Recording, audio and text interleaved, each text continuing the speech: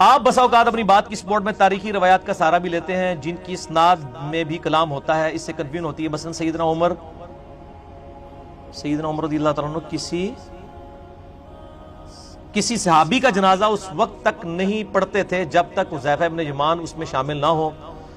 کسی سعودی مولانا نے آپ کے خلاف کلپ بھی بنایا. او سعودی مولانا صاحب کو تو صبر ہی نہیں آ رہا، او مولانا چھڑ دو جدو کوئی شے نہیں سی اس ٹائم دے کلپ چڑھا رہے ہیں. انہوں رہن دو، اللہ دے بندے، وہ ڈیوٹی اپنی پوری کر رہے ہیں، انہوں کرن دو. ٹھیک ہے نا جی. ظاہر ہے جی آپ کی جب یعنی ذریعہ معاش یہی ہو تو آپ کو اپنی ڈیوٹی ایمانداری سے پوری کرنی چاہیے، کرنے دیں ان کو. آپ میرا کوئی کلپ بھی دیکھیں میرے بھائی، وہ پورے کانٹیکسٹ سے دیکھا کریں. قرآن پاک سے بھی آپ آؤٹ آف کانٹیکسٹ چیزیں اٹھائیں نا. قرآن میں لکھے حضرت عیسیٰ اللہ کے بیٹے ہیں، چلے، لیکن اس کے ساتھ کچھ اور بھی لکھا ہے لقد کفر الذین قالوا ان اللہ ثالث ثلاثہ. وہ کافر ہیں جو کہہ رہے ہیں کہ اللہ تین میں سے ایک ہے. اور اس میں کتنا فرق ہے کہ قرآن میں لکھا ہوا ہے کہ حضرت عیسیٰ تین میں سے ایک ہے. لو جی کرسچینٹی ثابت ہوگی. یہ بھی ایک کانٹیکسٹ میں بات ہے. میں نے پورا مقدمہ سنی شیعہ کنفلکٹ کا مسئلہ 96 ہے، اس میں سے اس نے کلپ کاٹا اور آدھا کاٹا ہے. وہ ایک بات شروع ہوئی تھی حذیفہ ابن یمان رضی اللہ تعالیٰ عنہ کے رازدار رسول ہونے کے حوالے سے. میں کہتا ہوں جی یہ روایت تو تمام محدثین نے نقل کی ہے. پہلے تو ان کو پیٹیں اپنے محدثین کو جو نقل کرتے رہے ہیں اس حدیث کی شرح میں. میں اس روایت کو تو چھوڑتا ہوں. مسئلہ 96 میرا عظمت صحابہ، رد المنافقین اور سنی شیعہ کے اختلاف کا تحقیقی جائزہ پہلے وہ دیکھیں، آپ کو پتہ چلے کہ قرآن و سنت کا علم کیا ہے.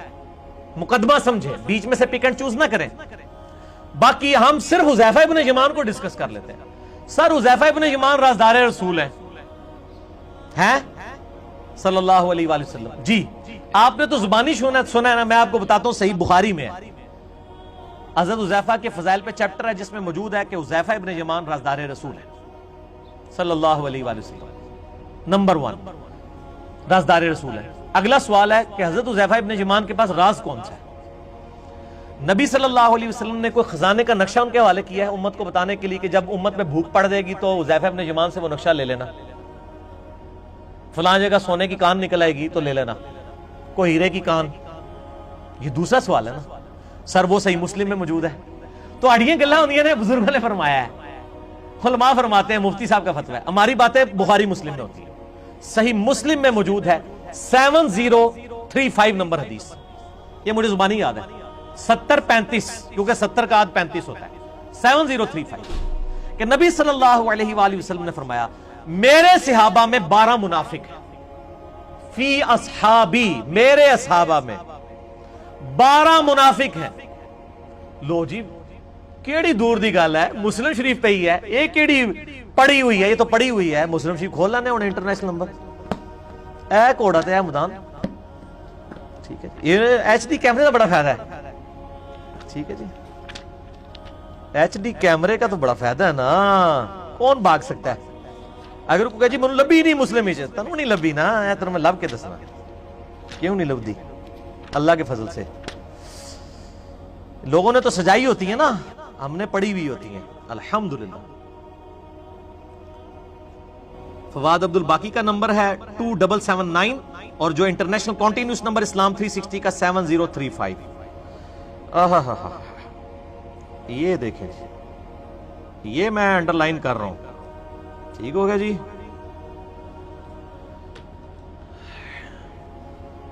سیدنا عمار ابن یاسر کے نام سے ہی نا لوگ پریشان ہو جاتے ہیں. اللہ ہی خیر کرے ان کی آن لگائے گے. ٹھیک ہے جی، ناسبیوں کے لیے تو یہ نام ہی بڑا خطرناک ہے نا، عمار ابن یاسر. یہ پہلے تو اندر سے دکھائیں پھر باہر والا ویسا دکھا دیں گے. فی الحال تو اس کو آئرس کو ڈاؤن کر کے یہ والی حدیث دکھائیں 7035 جو میں نے انڈر لائن کی ہوئی ہے. عمار ابن یاسر سے ایک بندہ آگے پوچھتا ہے جو آپ علی علیہ السلام کا ساتھ دے رہے ہیں جنگ جمل میں اور صفین میں بھی ارادہ رکھتے ہیں، کیا نبی علیہ السلام نے کوئی آپ کو خاص بات ایسی بتائی ہے؟ ٹھیک ہے جی، یہ باہر والا حصہ بھی دکھائیں گے. یہ تو نبی علیہ السلام نے آپ سے کوئی عہد لیا تھا کہ جنگ جمل میں اور یہ ہو. انہوں نے کہا میں تانوں دسنا وا اشارے وہ بٹسا والی گل کے عقل مند کے لیے تو اشارہ ہی کافی ہے. تو عمار ابن یاسر نے کہا کہ ما عہد الینا رسول اللہ صلی اللہ علیہ وسلم شیئا لم یحدہ الی الناس کافہ، ہمیں نبی علیہ السلام نے کوئی خاص اندازہ سے ایسی بات نہیں بتائی ہے جس کو اعلانیہ آپ نے تمام لوگوں میں بیان نہ کیا ہو. لیکن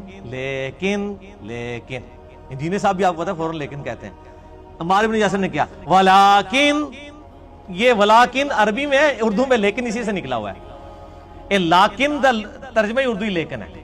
عمار بن یاسر کہتے ہیں لیکن حذیفۃ اخبرنی عن النبی صلی اللہ علیہ وآلہ وسلم، حذیفہ نے ہمیں ایک خاص بات ایسی بتائی ہے جو سب کو نہیں بتائی ہوئی، جو حذیفہ کو اللہ کے نبی نے بتائی تھی. قال النبی صلی اللہ علیہ وسلم، کہ نبی صلی اللہ علیہ وآلہ وسلم نے فرمایا فی اصحابی 12 منافقا، میرے اصحاب میں 12 ہیں منافق. یہ فی اصحابی کے الفاظ ہیں. اس کے بعد وہ فرماتے ہیں فیہم 8 لا يدخلون الجنت حتی یلج الجمل فی سم الخیاط، ان میں سے 8 ایسے ہیں جو جنت میں داخل نہیں ہوں گے یہاں تک کہ اونٹ سوئی کے ناکے سے نہ گزر جائے. یہ قرآن میں بھی محاورہ آیا ہے، یہ عرب کا محاورہ تھا. سورۃ الاعراف میں ہے کہ کافر جو ہیں وہ جنت میں داخل نہیں ہو سکتے جس طرح کہ اونٹ جو ہے وہ سوئی کے ناکے میں سے نہیں گزر سکتا. اللہ گزار سکتا ہے لیکن یہ تلقی بالمحال جسے کہا جاتا ہے. 8 منہم تکفیکہم الدبیلہ، ان میں سے 8 ایسے ہیں جن کو دبیلا پھوڑا کافی ہو جائے گا. یعنی ان 12 منافقین میں سے ان کی نشانی یہ ہے کہ ان میں سے 8 جو ہیں وہ دبیلا پھوڑے کے نکلنے سے مریں گے. جنو دبیلا نکلے گا جے سمجھ لویو کہ اے منافق ہے. لیکن اب دبیلا ایک کینسر کا پھوڑا ہے، وہ زیادہ لوگوں کو بھی نکل سکتا ہے، ضروری نہیں ہے. لیکن ہر اس بندے جس کو دبیلا نکلے وہ ضروری نہیں منافق ہوگا، لیکن جو منافق ہوگا اس کو دبیلا نکلے گا. اب ہم انہی علماء سے پوچھ کے چلتے ہیں. یہ اپنے علماء اس حدیث کو 7035 لے جائیں صحیح مسلم کی. ان کو کہ ہمیں ان اصحاب کی لسٹ بتائیں جو دبیلا پھوڑے کے نکلنے سے مرے تھے. تو جو علمی لوگ ہوں گے نا وہ تو آپ کو پھر وہ ادھر سے ان کے نا جھاگ نکلنی شروع ہو جائے گی. عام آدمی تو پتہ ہی نہیں ہوگا کہ ہے کی لکھے ہے. جڑے علمی نے ان کو پتا ہے کس کس کی موت اس پھوڑے سے ہوئی ہے. میں اس لیے نہیں بتاتا، پھر وہ پرسنل والا معاملہ ہو جائے گا. بہرحال یہ حذیفہ ابن یمان کو منافقین کے نام بتائے. میں نے کہا تھا کہ ایک روایت، آپ ظاہر تاریخی روایتیں جو سپورٹیو ہوتی ہیں اس طرح کے واقعات کو، ان کا تو ویٹیج بہت کم ہے انٹینسٹی کے پوائنٹ آف ویو سے. اس کو اگر کوئی بیان کرتا ہے کوئی مسئلہ نہیں ہے. یہ جو حدیث مسلم کی ہے، یہ حدیث ابو داؤد میں بھی ہے.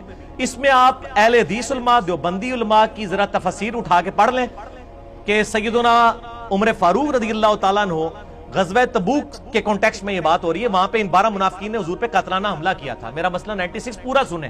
اس میں میں نے قاتلانہ حملے کے بعد بتایا ہے کہ حضرت عمر فاروق رضی اللہ تعالیٰ عنہ جنازہ نہیں پڑھتے تھے. مراد یہ کہ ظاہر ہے کہ انہی لوگوں کا. اب وہ بیچ میں نٹی کٹی کہہ رہا ہے کہ یہ سارے صحابہ کا ذکر کر رہا ہے، حالانکہ وہ چند کا ذکر تھا. لگتے مشکل آ رہی ہے نا، وہ چند کا. ظاہر ہے میں غزوہ تبوک سے اس سے پہلے میں نے واقعہ سنایا ہے کہ غزوہ تبوک پہ 12 صحاب ایسے تھے جنہوں نے حضور پہ قاتلانہ حملہ کیا تھا. ان کے نام حذیفہ ابن یمان کو پتہ ہے، عام صحابہ کو نہیں پتہ تھے. تو نٹی گٹی سے پکڑنا شروع کر دیتے. پہلے تو آپ یہ دبیلا پھوڑا اور یہ ساری چیزیں کلیئر کریں. اور میں یہاں پہ بتاؤں بخاری مسلم میں جو حدیث ہے کہ میرے حوض کوثر پہ ایسے لوگ لائے جائیں گے جن کو میں پہچانوں گا، وہاں پہ بھی الفاظ ہیں اصحابی اصحابی، یہ میرے صحابہ ہیں. مجھے بتایا جائے گا آپ کے بعد انہوں نے دین بدل دیا. عبداللہ ابن ابی ملیکہ کہتے ہیں، وہ جب بھی یہ حدیث بیان کرتے تھے بخاری کے الفاظ ہیں، اے اللہ ہم تجھ سے دعا کرتے ہیں تیرے نبی کے بعد تیرے نبی کے دین سے الٹے قدم نہ پھریں صلی اللہ علیہ وآلہ وسلم. اور ابن عباس کا قول ہے صحیح بخاری میں کہ ان سے مراد وہ لوگ ہیں جو نبی علیہ السلام کی وفات کے بعد مرتد ہو گئے تھے. نبی علیہ السلام کی وفات کے بعد جو مرتد ہو وہ نبی کے زمانے میں کیا ہوتا ہے؟ مسلمان نہیں سر، صحابی. ان ڈیفینیشن ہی بھول گئے صحابی دی، جس نے ایک نظر بھی دیکھ لیا. وہ ڈیفینیشن نہیں بھول جاؤ گے. صحابی ہوتا ہے، مسلمان نہیں. اچھا جو صحیح بخاری میں آتا ہے حضرت عمر کے خلاف منکرین زکات کھڑے ہوئے، قتال کیا. منکرین زکات کون تھے؟ بریلوی دیوبندی اہل حدیث. صحابی مرتد ہوئے. ٹھیک ہے، صحابی کی ڈیفینیشن ہے جس نے ایمان کی حالت میں حضور کو دیکھا، صحبت کی، پھر مرتے دم تک ایمان پہ قائم رہا. آپ کی مبارک زندگی میں بھی کئی مرتد ہوئے ہیں. مسئلہ 96 میرا دیکھیں سارے، اسی لیے پورا مقدمہ سمجھا کریں. بیچ میں سے پکے چوز کریں گے نا میرے بھائی، تو پہلی دفعہ جب کوئی ایک حنفی عالم دین جس نے، یہ بڑی میں امپورٹنٹ مثال دے لیتا ہوں، ایک حنفی عالم دین جس نے علماء کی ڈگری لی ہوئی ہے اور بخاری اس نے سلیکٹو پڑھی ہوئی ہے، فارغ التحصیل ہونے کے بعد اس کو جب کوئی بتاتا ہے بخاری میں تو رفع الیدین سے طریقہ لکھا ہے نماز کا، وہ کہتا ہے اوے اے تو ہو ہی نہیں سکتا، اس لیے کہ اس بیچارے نے پڑھی نہیں ہوئی ہے. اسی طریقے سے سنی شیعہ کنفلکٹ ہمارے اہل حدیث دیوبندی بریلوی بھائیوں نے پڑھا ہی نہیں ہوا، اس لیے جب ہم یہ حدیثیں بیان کرتے ہیں وہ کہتے ہیں اوے اے کیا ہو گیا، اسے ہی مونی ہوتا ہے کہ اوے رفع الیدین کتوں آ گیا، اوے یہ کیسے آ گیا کہ بخاری میں 28128 نمبر حدیث ہے کہ عمار کو ایک باغی جماعت قتل کرے گی، عمار ان کو اللہ اور جنت کی طرف بلائے گا اور وہ جماعت دوزخ کی طرف بلانے والی جماعت ہوگی. وہ یہ کیسے ہو گیا کہ حضرت معاویہ رضی اللہ تعالیٰ عنہ کی جماعت کو نبی علیہ السلام نے دوزخ کی طرف بلانے والی باغی جماعت فرما دیا، یہ بخاری میں کیسے آ گیا؟ یار یہ بخاری کے شیعوں نے تو نہیں لکھی. عمار مولا علی کا ساتھی جنت کی طرف بلانے والا. تو سر پھر ہم بار بار کہتے ہیں نا، اسی لیے کہتے ہیں اٹھو اٹھو اور دکھاؤ دکھاؤ واقع کربلا کا حقیقی پس منظر. 72 صحیح الاسناد حدیث کی روشنی میں 200 روایتیں اہل سنت کی مین سٹریم کی کتابوں سے، بخاری مسلم سے 70% اور باقی کتابوں سے، دور حاضر کے تمام محدثین کی تحکیم کے ساتھ، اردو میں بھی، عربی میں بھی، انگلش میں بھی اور ہندی میں بھی. جنگ جمل، صفین، نہروان، سب کچھ اس میں کرو انشاءاللہ.